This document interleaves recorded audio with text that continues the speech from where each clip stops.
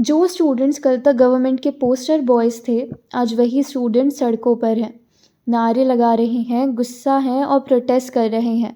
सवाल सिंपल है, आखिर ऐसा क्या हुआ कि एक गवर्नमेंट का अपना वोट बैंक खुद उसके खिलाफ खड़ा हो गया? आज हम बात करेंगे यूजीसी की नई एंटी डिस्क्रिमिनेशन पॉलिसी की, जो कहने को तो इक्विटी लाने आई थी, लेकिन जिसके बाद हायर एजुकेशन इंस्टीट्यूशंस में एक नया कॉन्फ्लिक्ट पैदा हो गया। तो चलिए, बिना प्रोपेगेंडा, बिना व्हाट्सएप यूनिवर्सिटी के, सिर्फ फैक्ट्स और कॉन्स्टिट्यूशन के साथ इस इशू को समझते हैं। यूजीसी ने 2026 के लिए एक ज़ीरो टॉलरेंस पॉलिसी नोटिफाई की है। इस पॉलिसी के मुताबिक कास्ट, रिलीजन, जेंडर, रीजन या डिसेबिलिटी किसी भी बेसिस पर डिस्क्रिमिनेशन बिल्कुल टॉलरेट नहीं होगा। हर कॉलेज और यूनिवर्सिटी में बनानी होगी एक स्टूडेंट ग्रीवांस रेड्रेसल कमेटी और अपॉइंट करना पड़ेगा एक ऑम्बड्स पर्सन। साथ ही साथ एडमिशन और evaluation process completely non discriminatory और ट्रांसपेरेंट होना चाहिए, और अगर कोई इंस्टीट्यूशन रूल्स फॉलो नहीं करता है तो उसकी ग्रांट रोकी जा सकती है। यहाँ तक कि रिकग्निशन भी कैंसिल हो सकता है। पेपर पर सब कुछ परफेक्ट लगता है, लेकिन फिर सवाल ये उठता है कि अगर सब कुछ इतना परफेक्ट है तो फिर स्टूडेंट्स प्रोटेस्ट क्यों कर रहे हैं? इस गुस्से को हम 4 पार्ट्स में समझते हैं। सबसे पहले आता है इक्विटी स्क्वाड और सर्विलेंस का डर। इस पॉलिसी के अंडर 3 नए स्ट्रक्चर्स लाए गए हैं: equity opportunity cell, equity ambassador और इक्विटी स्क्वाड। सबसे ज़्यादा कंट्रोवर्सी इक्विटी स्क्वाड को लेकर है। स्टूडेंट्स का कंसर्न ये है कि ये स्क्वाड क्लासरूम्स, कॉन्वर्सेशंस और कंप्लेंट्स पर नज़र रखेगा। फिर सवाल उठना जायज़ है कि क्या कैंपस क्लासरूम से ज़्यादा कोर्ट रूम बन रहा है? राइट टू प्राइवेसी का क्या? फ्रीडम ऑफ एक्सप्रेशन का क्या? आर्टिकल 19 का क्या? इसके अलावा एक और बड़ा इशू आता है, इन गाइडलाइंस में डिस्क्रिमिनेशन की डेफिनेशन बहुत वेग है। 2012 के रूल्स में इंटेंशन देखी जाती थी। इस पॉलिसी में फोकस है परसेप्शन पर, मतलब अगर किसी को लगा कि डिस्क्रिमिनेशन हुआ तो केस फाइल हो सकता है। इस चीज़ से कई प्रॉब्लम्स अराइज होती हैं, जैसे कि फॉल्स कंप्लेंट्स, मिस इंटरप्रिटेशन और एकेडमिक राइवलरी को वेपन बनाना। जस्टिस सिस्टम फीलिंग्स पर नहीं, एविडेंस पर चलता है। यूजीसी ने पनिशमेंट के लिए बहुत टाइट टाइमलाइंस रखी हैं।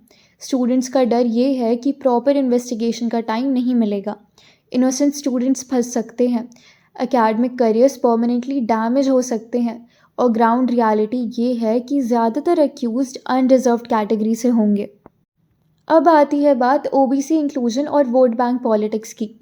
ओबीसी पॉपुलेशन इंडिया में बहुत बड़ी है, इसलिए क्रिटिक्स का कहना है कि इस पॉलिसी में इंक्लूजन से ज़्यादा पॉलिटिसाइजेशन दिख रही है। यहीं से मेरिट वर्सेस रिप्रेजेंटेशन का डिबेट फिर से कैंपसेस में ज़िंदा हो गया है। अब यहाँ थोड़ा पॉज लेना ज़रूरी है, क्योंकि अगर हम सिर्फ अनरिजर्व्ड स्टूडेंट्स का गुस्सा देखें तो हम आधी कहानी सुन रहे हैं।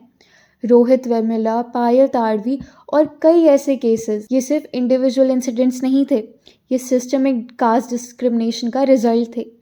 यूजीसी के डेटा के मुताबिक हायर एजुकेशन इंस्टीट्यूशंस में डिस्क्रिमिनेशन कंप्लेंट्स में 118% का राइज आया है। अब सवाल ये है कि जब SC/ST स्टूडेंट्स को कॉर्नर किया जा रहा था तब ये आउटरीच कहाँ था? रिजर्वेशन कोई चैरिटी नहीं है, ये हिस्टोरिकल इनजस्टिस का कॉन्स्टिट्यूशनल रिस्पॉन्स है। ऑप्रेस क्लासेस ऑप्रेस क्यों हैं? डिस्क्रिमिनेशन की वजह से। और डिस्क्रिमिनेशन कौन करता है? अक्सर वही लोग जो अपनी कास्ट को ग्लोरीफाई करते आए हैं। इस पॉलिसी का इंटेंशन गलत नहीं है, लेकिन प्रॉब्लम है इसके एग्जीक्यूशन और ओवररीच। आर्टिकल 15 कहता है डिस्क्रिमिनेशन मना है, आर्टिकल 19 कहता है बोलने की आज़ादी है। यूजीसी इक्वालिटी लाने के चक्कर में कहीं ना कहीं स्पीच, प्राइवेसी और ड्यू प्रोसेस को डाइल्यूट कर रहा है।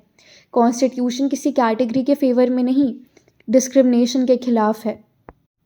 सच सिंपल है, पॉलिसी कम्प्लीटली गलत नहीं है, लेकिन कम्प्लीटली सही भी नहीं है। इसमें रिफॉर्म्स ज़रूरी हैं, जैसे क्लियर डेफिनेशंस, फॉल्स केसेस के अगेंस्ट सेफगार्ड्स और फेयर और इंडिपेंडेंट इंक्वायरी प्रोसेस। और सबसे इम्पॉर्टेंट, सेलेक्टिव आउटरीच बंद होना चाहिए। अगर आज अनरिजर्व्ड स्टूडेंट्स प्रोटेस्ट कर रहे हैं तो उन्हें ये भी याद रखना होगा कि जब रिजर्व स्टूडेंट्स सिस्टम के अंदर चुपचाप सफ़र कर रहे थे तब साइलेंस भी एक प्रिविलेज था। इक्विटी का मतलब बदला नहीं होता, और मेरिट का मतलब मोनोपोली नहीं होता। एजुकेशन तभी फ्री होगी जब डिस्क्रिमिनेशन और अथॉरिटेरियन कंट्रोल दोनों से आज़ादी मिले। अगर वीडियो पसंद आए शेयर करो, डिसएग्री करो पर सोच के करो।